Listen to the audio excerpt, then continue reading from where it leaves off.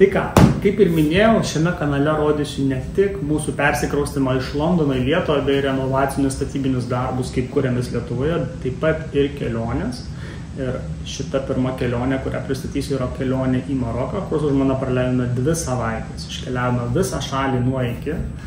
Turėjome labai daug smagaus ir gražaus laiko nuotykių, pažinome pačius žmonės, turėjome gidą pasisamdę, nekeliavome per turizmo agentūrą, keliavome per žmogų.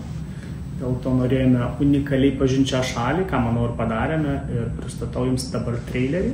Trumpas video, kaip tai atrodo, ir tada sekančių video laukite toliau.